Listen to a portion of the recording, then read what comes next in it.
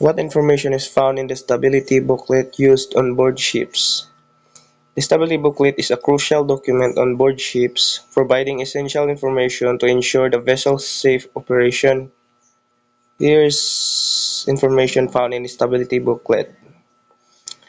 General description of the vessel, which is ship's name, type and service notation. Multi-dimensions, which is ang length, breadth, depth of draft. Tonnage, speed and main engine details. Lightship data.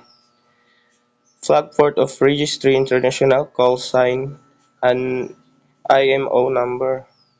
An instruction and operational guidance, which is instruction on how to use booklet effectively.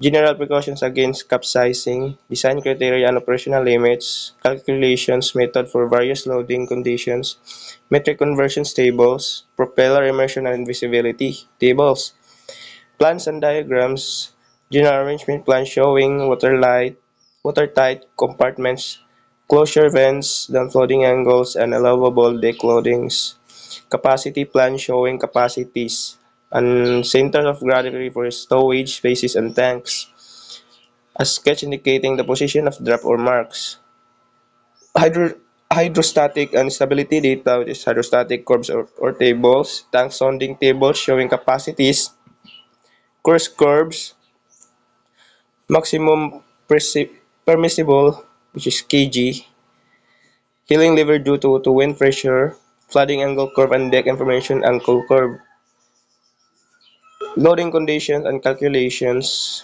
Is examples of typical loading conditions is a rapid and simple and variable melting loading conditions.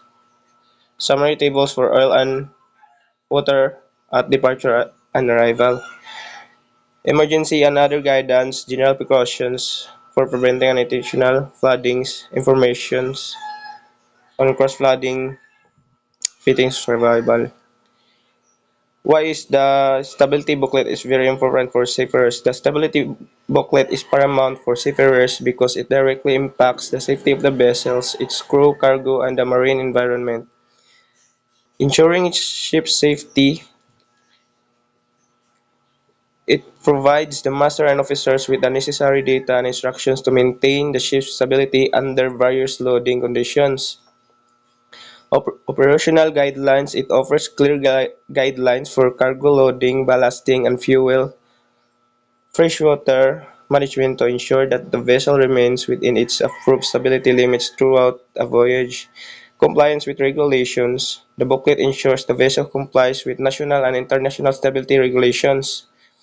Emergency response. In any emergencies such as flooding or cargo shift, the booklet contains critical information to assess the situation and implement corrective actions. Decision making. Seafarers rely on the data and calculations in the booklet to make informed decisions regarding cargo distributions, bunkering, and other operations that affect the ship's stability.